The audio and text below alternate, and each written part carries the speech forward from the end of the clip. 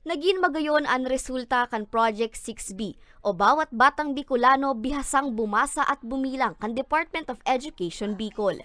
Ini ang maugmang pigheras kan ahensya sa saindang first quarter regional press conference na pigkondusir kasuudma sa syudad ni Legazpi. Sigun kay Maria Cristina Barroso, an officer in charge kan Education Support Services Division kan DepEd Bicol, pira sa magayon na resulta kan proyekto iyo ang nabawasan ang pag-absent kan mga estudyante, asin mas naging aktibo ang mga ini sa pag-adal. Maging ang hygiene practices ang natawan mandaan in hirarom na atensyon kan mga ini.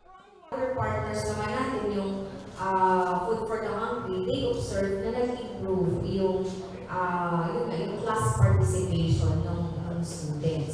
Ngunya na taon ang ikaduwang taon kan Project 6B na padagos na nagiging posible sa tabang kan saindang volunteer teachers. Obheto kan proyekto na mas pakusugon ang kakayanan sa pagbasa asin pagbilang kan mga Bicolanong estudyante.